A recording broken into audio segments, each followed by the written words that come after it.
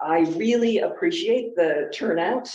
And I also think that this is a very exciting time to be thinking about careers, in part because academia has, in some respects, been forced to really open up the idea of what constitutes a good profession, or what to do with degrees, whatever degrees you happen to have.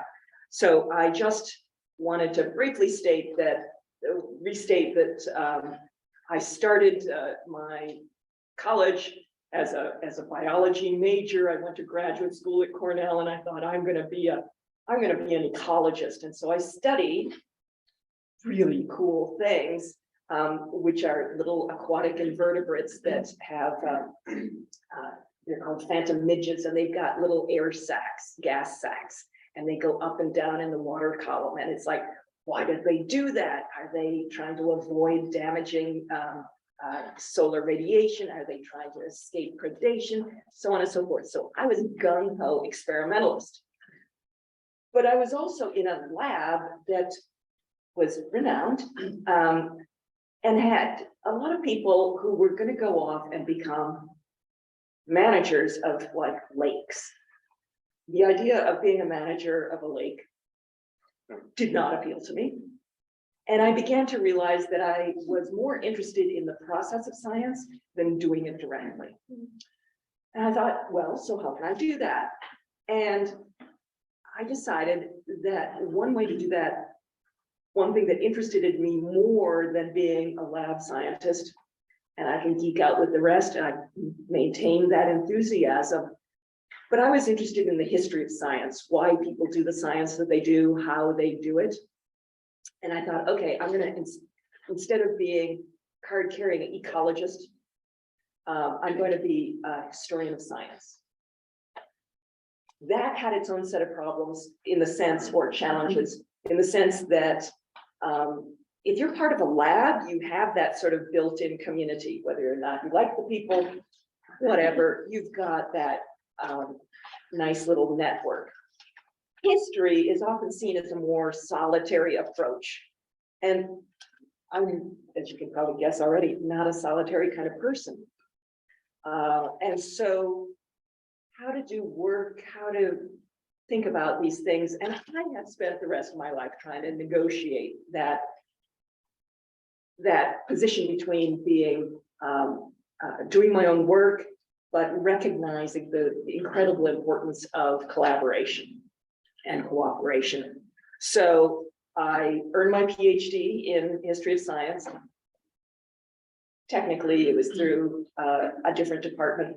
And then, as Ingrid pointed out, got my first position at the University of Minnesota, then went to the University of Washington, Seattle, and then came out to Columbia. And here at Columbia, I teach in a program that is a one-year master's program in environmental science and policy.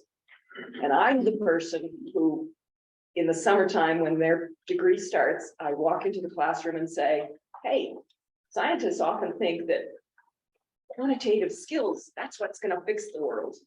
And people from other disciplines often think, oh, but actually getting people to listen to you is what's going to fix the world.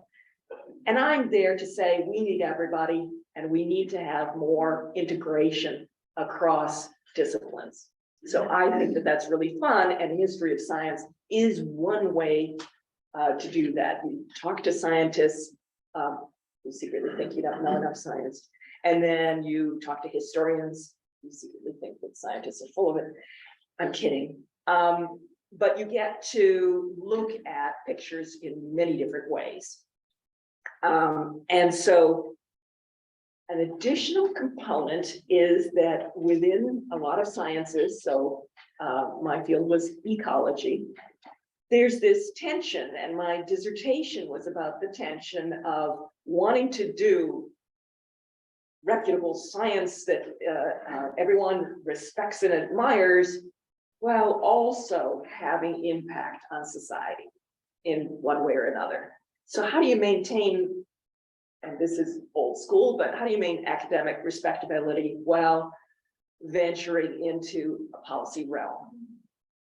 And some people do it really well, and other people struggle with it. So what I wanted to briefly do in my formal or semi-formal presentation was to talk about history of environmental policy. So that's my historian of science coming out, and say why the present day is a really exciting time in a positive way, as also sort of a scary way. So an awful lot of the policy frameworks that we have really are a product of the 20th century.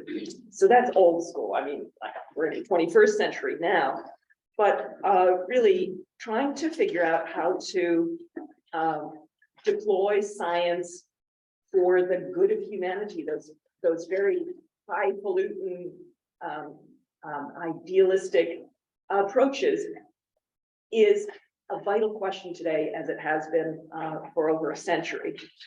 And I was saying before we started that farmers in the United States recognized, as they settled on dispossessed land, they recognized that their agricultural productivity was becoming increasingly impacted by their activities. So this idea that we did not live in a world that was forever producing goods for humanity started a search for what could improve the livelihoods of, for instance, farmers.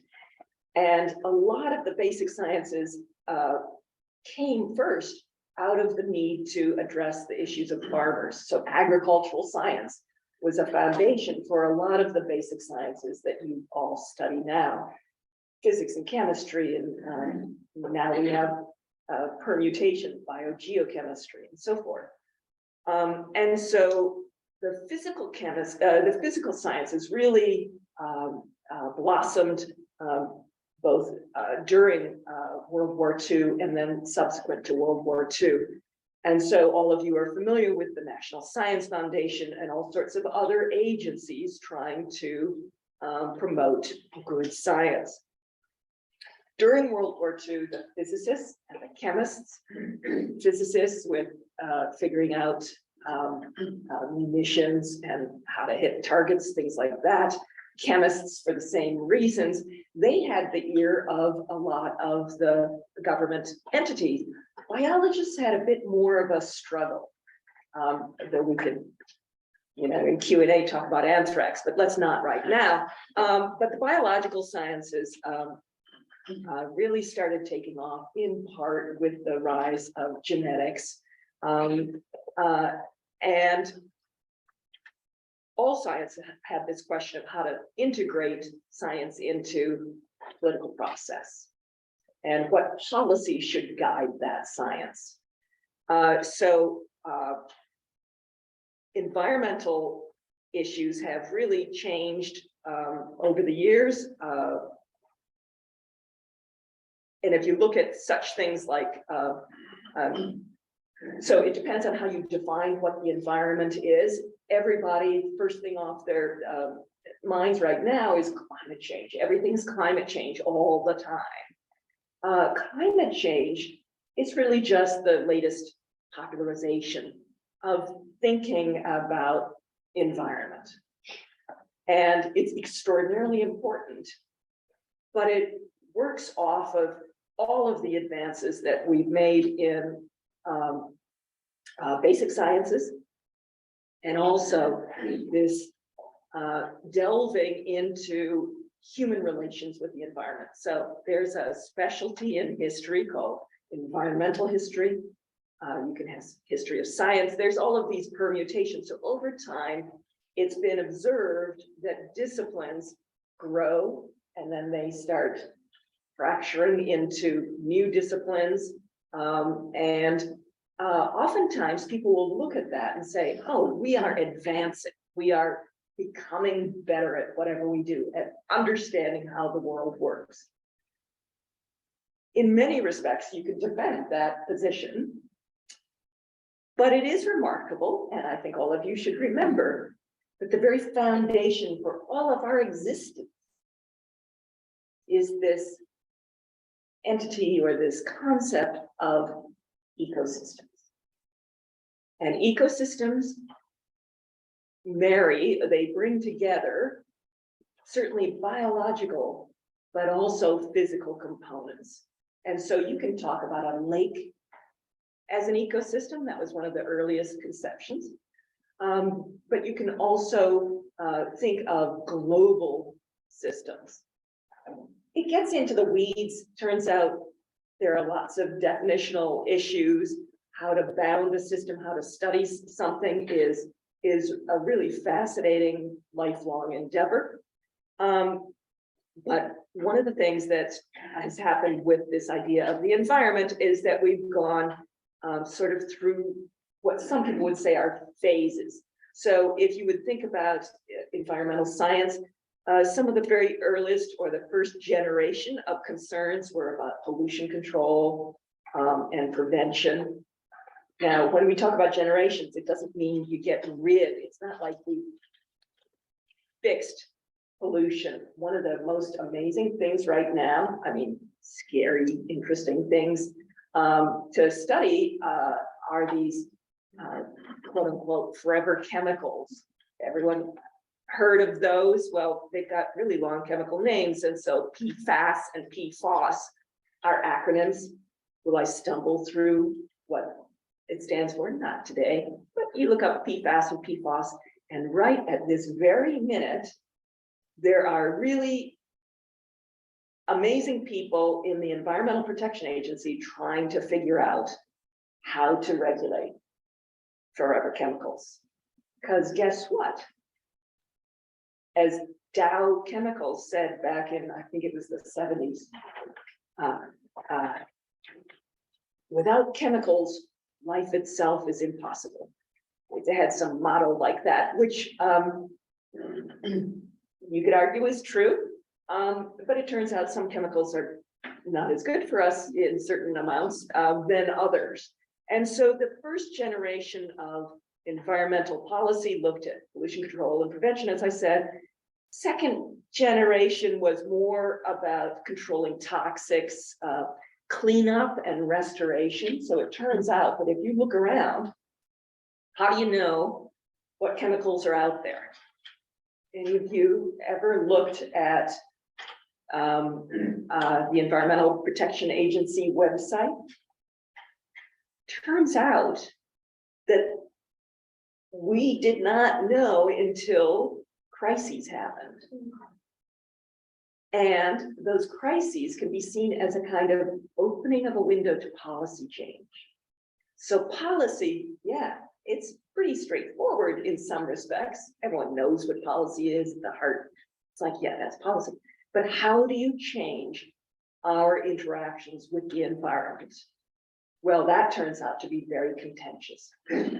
So some of you know about Love Canal in the United States, but around the world, we have chemical dumps. Some of you may have heard of another, it's nice to have a pithy turn of phrase, so Cancer Alley.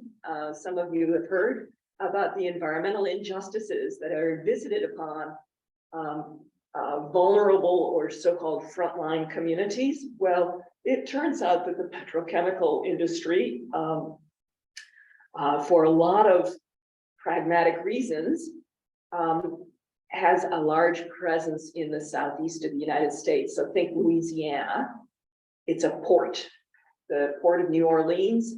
It has a lot of oil and gas interests, and hand in hand with oil and gas is the production of fertilizers and pesticides and plastics. So anyone know what a recent policy is in New York City that influences consumption of plastics? Yeah. The bag. Okay, so the bag restrictions that you either have to, if you need a plastic bag, you have to pay for it. So there's a surcharge. That's one kind of policy tool to charge for consumer use. Even more recent than that, for any of you, of course, you all cook at home completely because you've got a functional kitchen and you've got plenty of time on your hands, and so you have a refrigerator that holds things. And so this is probably news to you that for takeout, New York City is supposed to be transitioning to omitting utensils unless you ask for them. You heard in the news about the train derailment in Ohio. Well, what was it carrying? The building blocks for plastics. Plastics are stunning, amazing. You wouldn't be sitting here without them, your cell phones, your computers, all sorts of things. But you might be shocked that the consumption of plastics completely is taking off. Incredible growth in the consumption of plastics, despite that first generation and second generation awareness of the toxicity of a lot of these things. Third generation of problems is what we're in now. I'm sure we're going to have a fourth, but the third generation is often seen as climate change and biodiversity loss. So we've got lots of problems out there, and people have used policy to tackle them at different levels of organization. So I told you about this Pisces, and I can rattle on forever about Pisces. I won't, but they work at the international level, and they can make suggestions to their membership. That's 6 countries. But Pisces is full of basic scientists. And the first thing that a lot of basic scientists say is, really good at X, Y, and Z. This is where my expertise is. I don't know anything about policy. I don't want to talk about policy. I don't want to get ripped apart by various interest groups who say that I should go back into the, in essence, closet. And so you get a lot of scientists who say, I'm not comfortable in policy. Perfectly understandable. There will be among those groups those who will say, uncomfortable, but I'm going to step forward. And then, fortunately, there are lots of other people who say, hey, I'm not cut out for, don't want to do a certain kind of science, but I'm really good at the lingo is active listening. I can listen and I can translate it into something that average people can understand. So you can do policy at the international level through all sorts of institutions, ICES, IUCN. It's an alphabet soup of institutions, the United Nations, UNESCO. Okay, fine. We've got those, and that's high level recommendations. But the next time, by the way, that you're frustrated at the United Nations because, well, what did they get done? Recognize that they are bound by their membership. So if their member countries say, that's not something we want to tackle, the United Nations as an entity has to abide by its country membership. So it's a difficult place to be. So a lot of people who are looking for a change in the world look to the United Nations for a certain kind of aspiration to what the world should attain. But then they look at lower levels of organization for actually putting, now that I have this analogy, it's stuck in my mind, and some of you might not like it, meat on the bones, you know, how to, oh, here it is, how to put leaves on the tree. And so you can look at the national level. So all nations have environmental policies, and some will be more ambitious than others. And you can use those differences to try to up the game. Something that I took away from this North Pacific Marine Science Organization is that individual scientists had to play nice with other scientists to get anything done.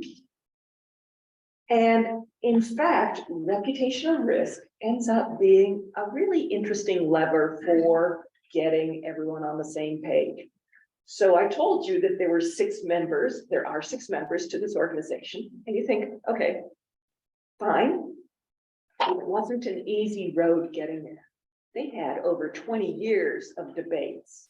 And it turns out that one country in particular was slower to think that there should be this organization to foster marine scientific cooperation in the Pacific.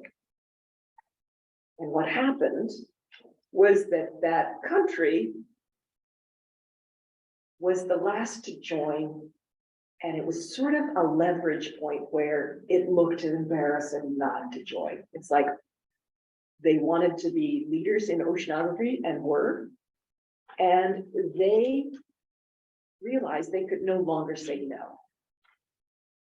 Behind the scenes at the national level, they were dealing with fisheries agencies that said, don't join this organization. That as a country, we should not join this organization because it's going to compromise our capacity to harvest from the oceans.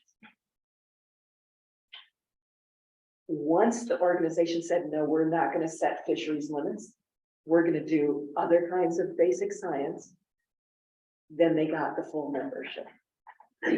Now, at the moment, you can imagine that there are some political tensions among some of those countries.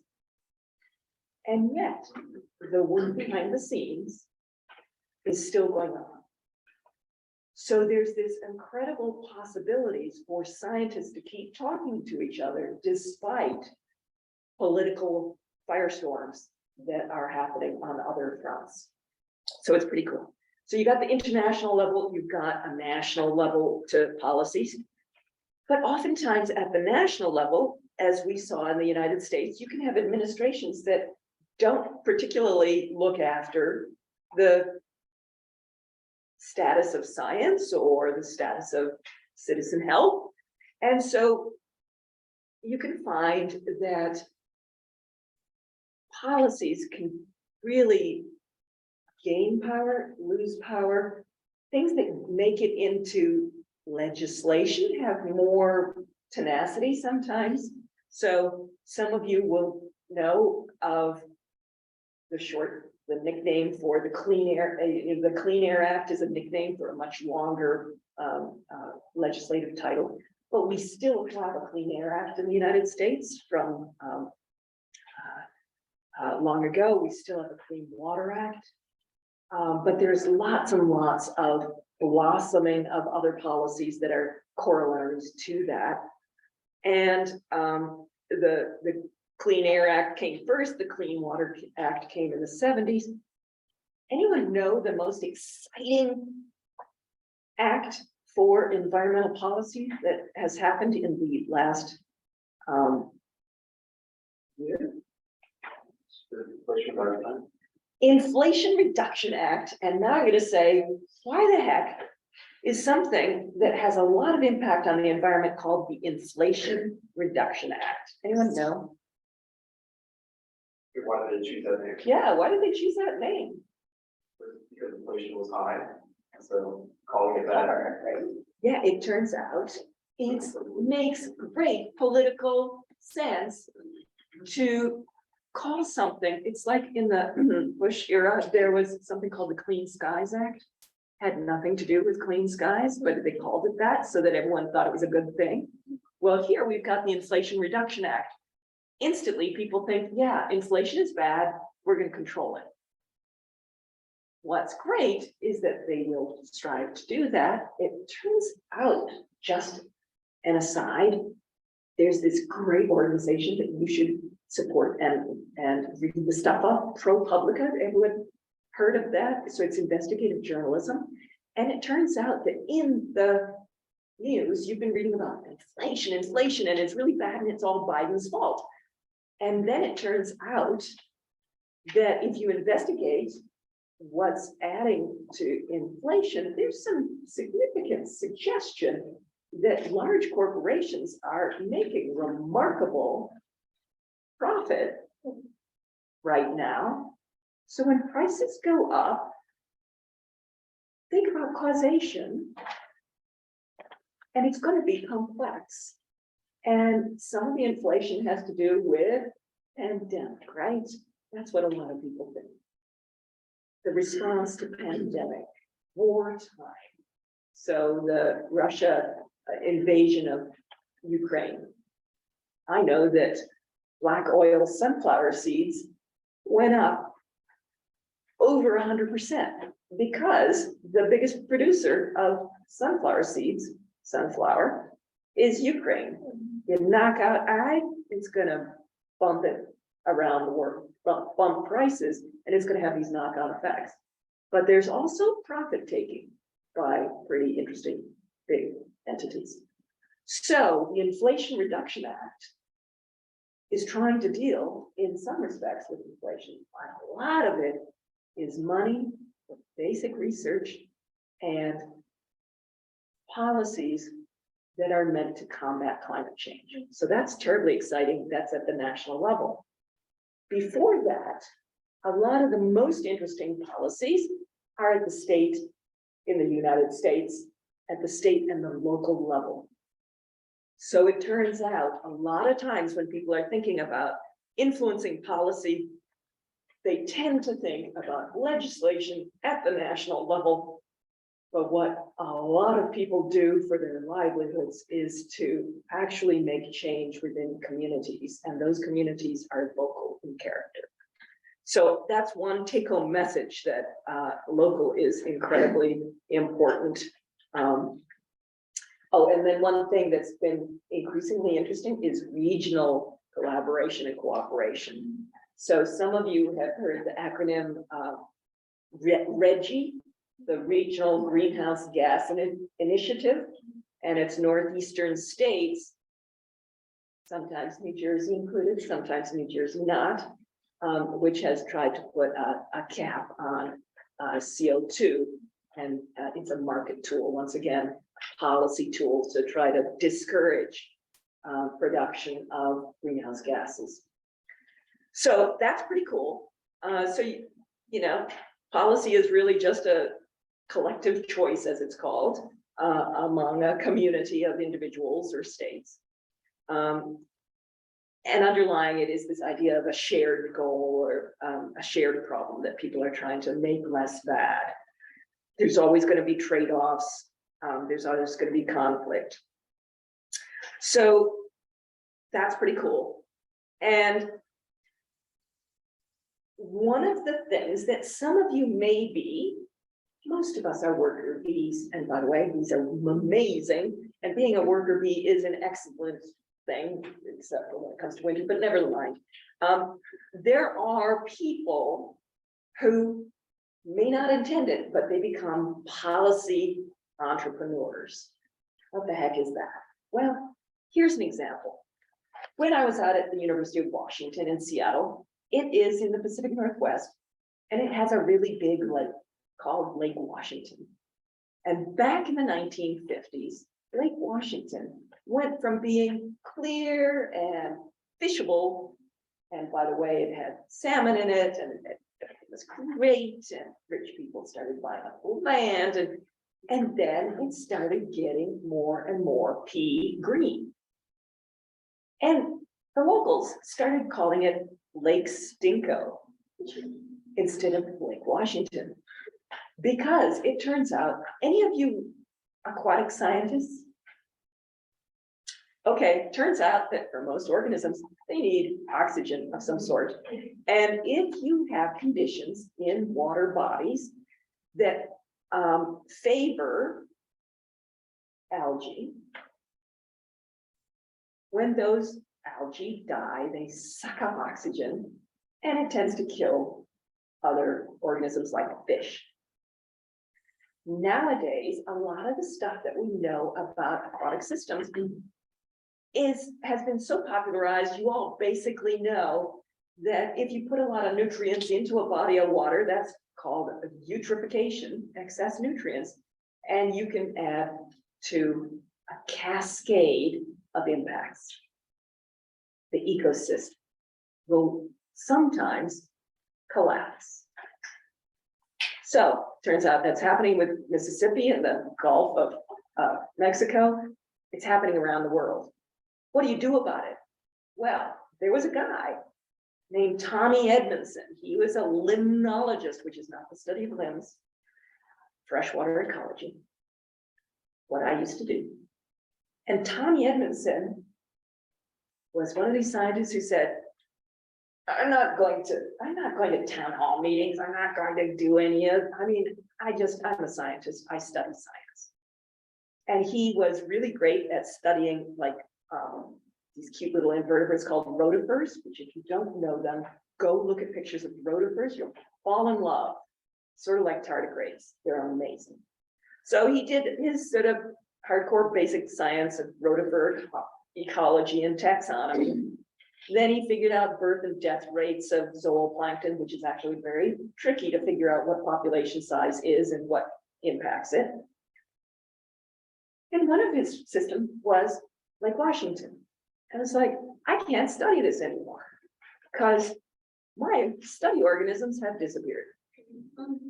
So back in the day, it would probably be about your grandparents' day. Back in the day, you've heard of soap operas, right? I mean, soaps on television, you know, the daily telenovelas, but they used to be called soaps. Anyone know why they were called soaps?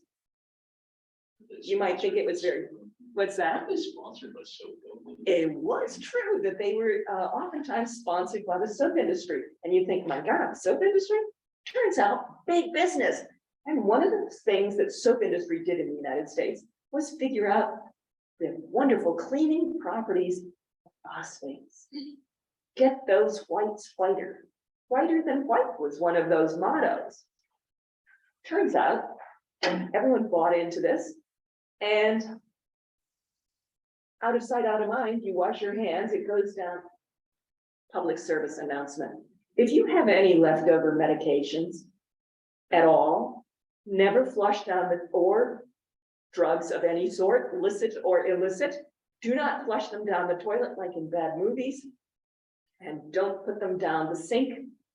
Put them in your dry garbage, because it turns out all of those chemicals are having a really bad effect on our environment.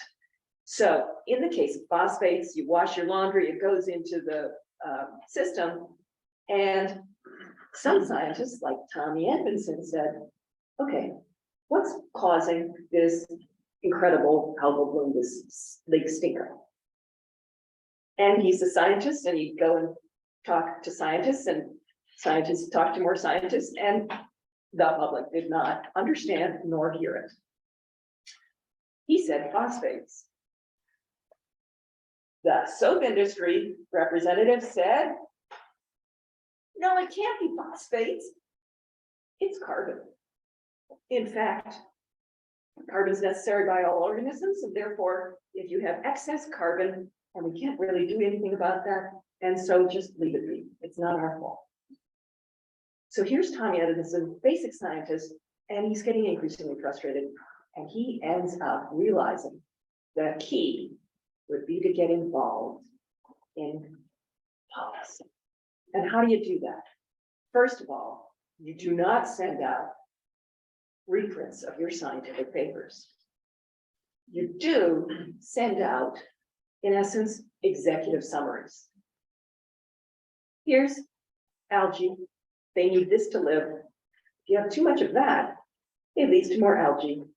That influences the zooplankton, which eat the algae. And you get cascading effects on the fish populations, and you got problems. So if you want fish in your lake of certain species, and there's a bias in the United States for fish that are game fish or high oxygen desiring fish, carp not so much, but so you need to do X, Y, and Z.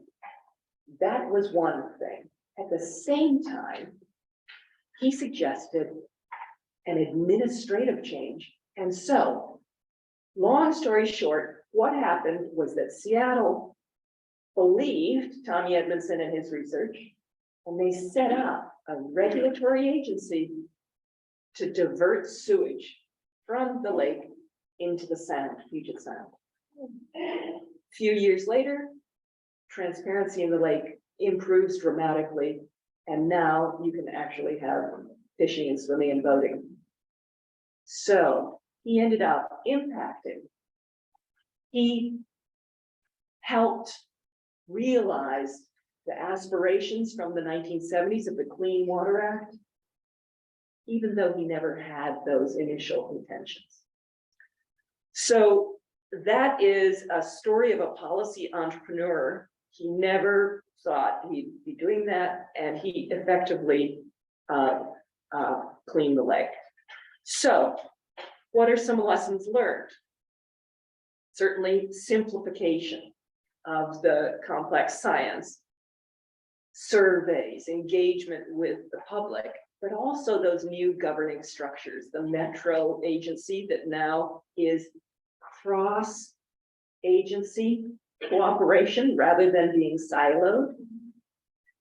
And so I'm going to end here by saying that my take-home message is that you're swimming in a soup of policies.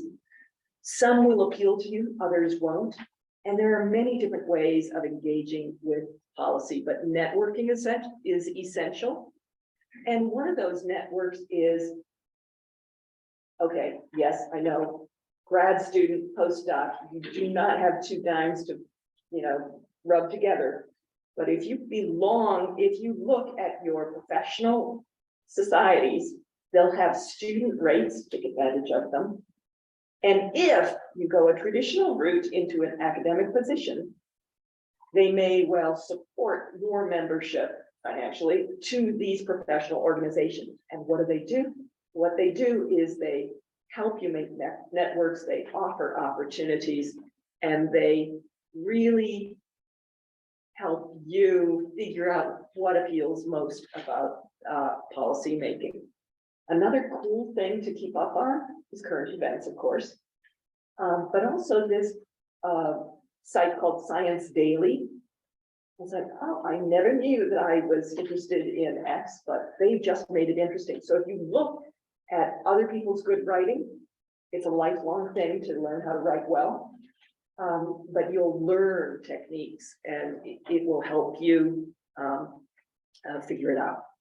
Final thing that I want to point out, other people have talked about congressional fellows, right? There are sponsors of congressional fellows. It's not a single entity. AAAS is, American Association for the Advancement of Science, AAAS sponsors some, but then the engineers have more.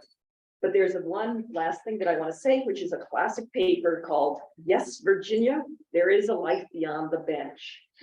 It was published by the Association of Women in Science in 2001, but it was republished by the journal Science. And the basic idea is that from that very beginning, I talked about trying to figure out how to promote science. People have realized that the avenues that your critical thinking skills can be applied to are limitless. So going straight to academia is no longer the one and only path forward. You can use your skills in all sorts of different ways.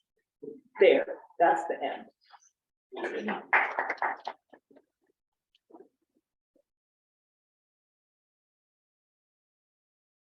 So, questions? Could you talk a little bit more about how president one who's had problems? Okay, how crises? You can repeat the question. I was just about to, thank you. The railroad track in Ohio, whether that's becoming a crisis in railroad policy or whether it's going to become a crisis in environmental law.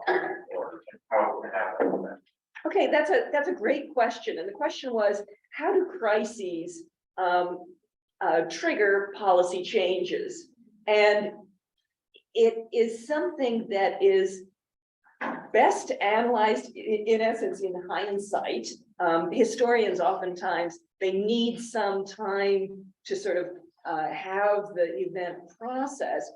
But certainly, if you look at something like ProPublica or investigative journalism, a crisis can trigger change. And some policy entrepreneurs will use those crises, or NGOs, non-governmental organizations will see whether they gain traction. Ohio's in the news now for that train crash, but will it remain in the news? And there was a fellow in the 70s named Anthony Dowers who talked about the issue attention cycle. And he was saying that there's sort of a sinusoidal curve where people are fiddling along and, you know, nobody's aware of something. And then something happens like a crisis and there's increased public interest. Then there's sort of euphoria that we could do something about it. But then there's often a drop off of interest. And so how do you maintain high level of interest? Well, there's in the nonprofit realm, there's something called donor fatigue. How many times have you gotten like the same email asking you for donations for big puppy-eyed puppies? It sort of becomes, you become inured to it. And so that is a real challenge. I cannot predict whether something will have that trigger to more systemic change, but you can look at conditions. And for instance, at the federal level, there seems to be some awareness and support for increasing safety measures. Increasing safety measures, you could get on board with that, right? But if I said that's going to reduce your profit and you're a business person, you might say, well, you know, we're not really up for that. But the more average citizens are aware of the dangerous chemicals that are being shipped daily, the more likely that there will be a groundswell of concern, and it might get translated into votes. And really the foundation of democracy, this engagement with what constitutes a good society, is something that people hope will come out of some of these crises. So it turns out that in climate work, there's a lot of effort to say that pipelines are safer than trains. And so you can imagine that the crash in Ohio of the train might give substantiation to the claim that what we really should do is build more pipelines. And that is not something that a lot of other people want. So you're going to have drawbacks. You're going to have competition among different policy solutions for any crisis.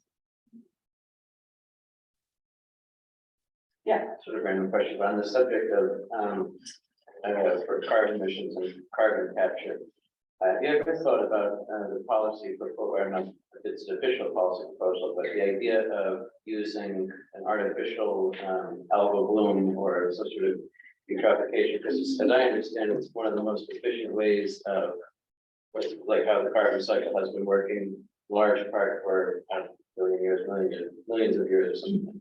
So that's a great question about the pickle that we're in about having rising global temperatures and the tools that we have to capture carbon. So it turns out in policy circles, people often point out that sometimes you can have solutions to hand that are looking for problems. And it's like, hey, oh my gosh, algae are made up of carbon.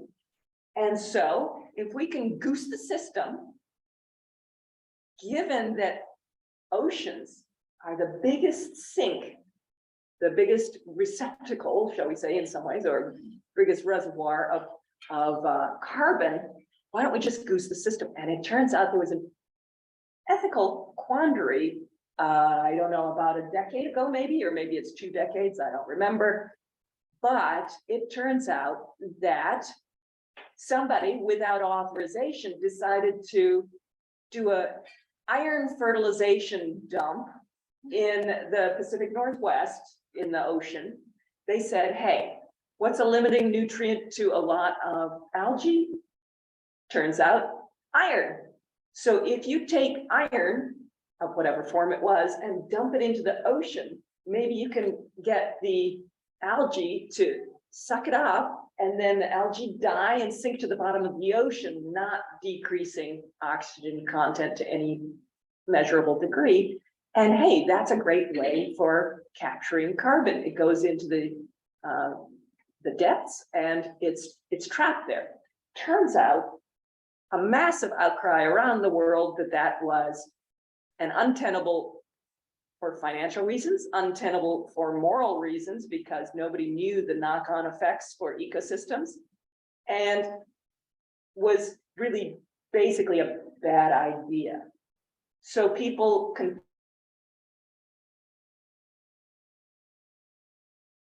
some scientists are now saying, look, we got to geoengineer and go and put particles up to occlude the sun. Anyone who has any training in ecology or ecosystems, I'm a little bit worried about that. But there are lots of proponents for certain techniques, carbon capture and storage, CCS. There's a lot of money going into that. Let's inject carbon into geologic formations. And a lot of people are saying, wait a minute, it's cool. We all like technological bells and whistles. But fundamentally, if you look at who is really putting a lot of money into that, follow the money. There's an organization called sunlight.org. And you say, now, let's think about why the fossil fuel industry, petrochemical industry, some of the biggest funders of certain technologies. And the idea is likely that they can go on and do their business of selling fossil fuels, that's their bottom line, if there is a technique that can suck up excess carbon. It is not yet. Proof of concept not there, scalability not there, and serious consequences. So there are other people pushing back and saying, if we had intact ecosystems around the world, rather than having primarily all ecosystems have been adversely impacted by human endeavors, and you can't blame people for trying to make a livelihood to feed their children, but let's think about what the impact would be if we actually supported tropical forests or temperate forests, or did not burn peat. So there are lots of potential policy tools, and what you want is to have a robust discussion about the consequences. And the iron fertilization, in most people's assessment, is way cool, but not a good idea. But you will always have proponents of all sorts of ideas. Does that answer? Sure. Yeah. Just based on that answer, like I'm curious, where philosophically, where do you kind of stand in terms of like how much action you should take? Because like it's something I struggle with when you think about like, you know, you don't want to like do something where you don't fully understand the consequences, like geoengineering, you know, because it's instances in the past when people do something, you know, introduce a species, and they're like, oh, whatever. And then on the other hand, it's like, you know, we also have already kind of perturbed the system in a big way by changing the amount of carbon in the atmosphere. And so it's like, is it unavoidable? We have to take some kind of action, you know, that we don't fully know what the consequences will be. Like, I'm just curious what you think. Okay, so the question was, how do we know when to take action, and how significant should that action be, or how dramatic? Yeah, it's time to take action on all fronts, and there's my notion is that you have to take into account behavioral economics as well. So you want people to be engaged, to be part of a large democracy. But if you're uncertain about what scale to work at, that's where the networking helps you figure out, I'm not a direct action kind of person, so I'm not gonna go and sabotage something. Just not in my nature. I will work in different ways, but we have, we certainly have activists who are frontline activists, and then you have the more intellectually grounded. That's unfair to frontline activists. You can be a frontline activist and be amazingly intellectually aware of situation, but it's an appeal. Advocacy of certain types will appeal to some people and not other people. If you truly love the science that you do, I will guarantee that there are ways that you can get involved in promoting the science that you do, which will lead to a better understanding of the world. We're all building a kind of paradigm that worldview changes with new information, new ways of looking at it. Some people will give up a certain pathway to take another one. One of the really cool things that I have seen in my years here are the people who, instead of the old way, which is you get a job in an industry or academia and you stick with it forever, there's a lot more, the word is pivoting, but I don't like that word, but there's a lot more jumping across different approaches. And so I have students who start out in industry consulting, let's say, then they go into academics, then they go into NGOs. And really the best of us, you look at some of the big policy entrepreneurs and they've done pretty much everything. So if you look up the career of Jane Lubchenco, for instance, or Gina McCarthy, you can see people just doing all sorts of work. So it's less about, they definitely know their disciplines, but it's very much the networking. And sometimes a trigger point of the right policy at the right time can have incredible effects. That work by Tommy Edmondson I told you about, was it just Lake Washington? No, it turned out to have absolute impact on management of freshwater lakes around the world. Basically, we know what we need to do. It is the will to do it that's missing. Bad idea to have train wrecks. Bad idea to have compromised ecosystems. We all know that. How do you change it? Well, banning plastic bags or reducing their production, that's one step, but we need wholesale change. There's a really cool initiative, by the way, of repairing. So planned obsolescence is a great principle. I'm kidding. Planned obsolescence has been a way to juice economies and get people to buy more. And now there's pushback. How do you create something? The concept now is this quote unquote circular economy. Watch out for that, because it can be used as just a new example of increasing revenue stream, or it can be how to reduce the use of resources. And part of that has been increased awareness about how unfair it is to emerging economies, to frontline communities, that certain people And certain corporations are accruing more and more power. So income inequality is one of those phrases that gets bandied about, but you look and realize that there are ways of changing the world for the better, and we've got growing steam behind those initiatives. But I do think that the Inflation Reduction Act is extremely exciting.